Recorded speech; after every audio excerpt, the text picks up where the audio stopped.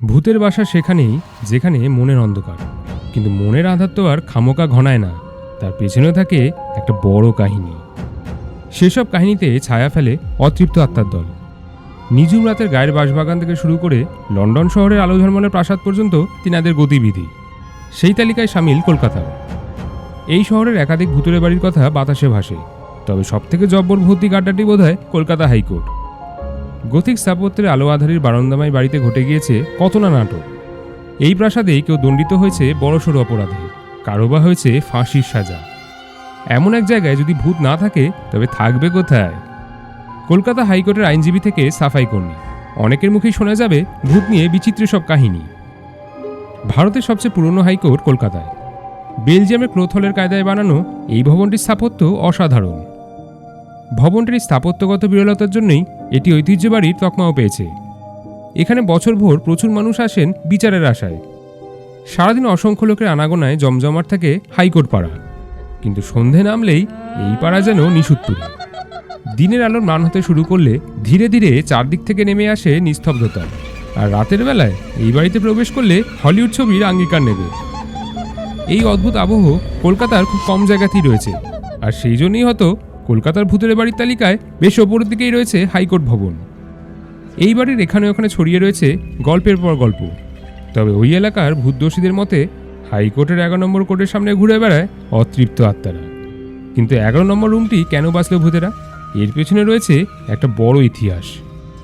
British আমলে high court চালু হলে দ্বিতীয় তলার এই আদালত কক্ষেই বিচারপতিরায় ফাঁসি দড়িতে ঝুলেছেন বহু আসামি।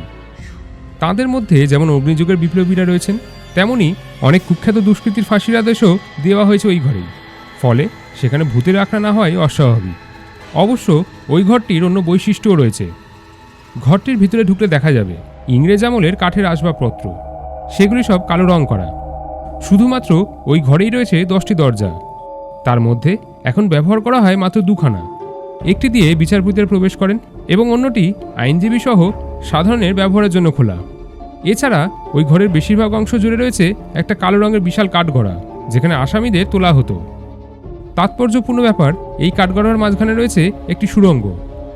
শোনা যায় কুখ্যাত আসামিদের মূল প্রবেশপথ দিয়ে নাইনে কোর্টে আনা হতো নিচতলা থেকে সুড়ঙ্গের মধ্য দিয়ে।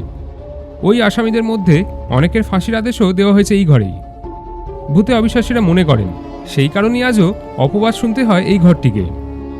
11 নম্বর কোর্টে যে ভূত আছে এমনই মনে করেন হাইকোর্টে কর্মরত অনেকেই।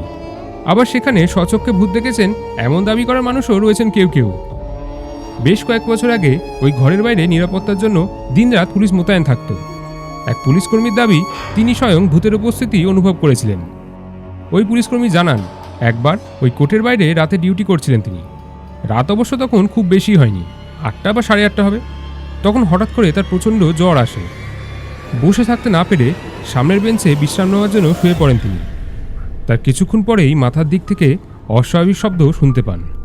তার কথায় চোখ ঘুরিয়ে তাকাতেই হারিম করা দৃশ্য দেখতে পাই। আমার সামনেই বসে রয়েছেন কয়েদি পোশাক পরা এক ব্যক্তি। জ্বরের ঘরে দেখার ভুল হয়েছে কিনা তা যাচাই করতে নিষ্ফলকভাবে চেয়ে রয়েছি ওই অবয়বের দিকে। সঙ্গে সঙ্গে ঘোর কাটতে বুঝতে পারি আমার সামনে ভূত বসে। শুকনো ভয়ঙ্কর কণ্ঠে আওয়াজ বেরোচ্ছে না, কোনো মতে দৌড়ে নিচে নামি আমি। শোনা যায় তারপর থেকে নাকি রাতের বেলায় সেই ঘরের বাইরে পুলিশ পাহারা উঠে গিয়েছে।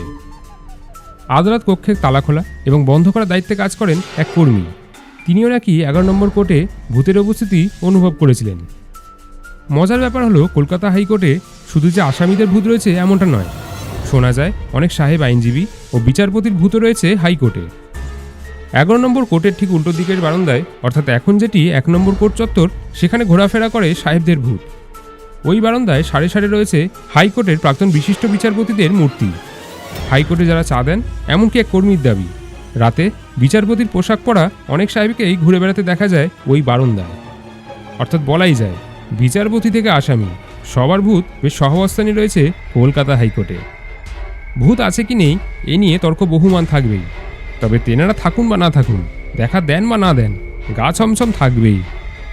কলকাতা হাইকোর্টের মতন আলো আধারির প্রাসাদে সামান্য শব্দও মনে হবে আছে আছে, কেউ তো একটা আছে।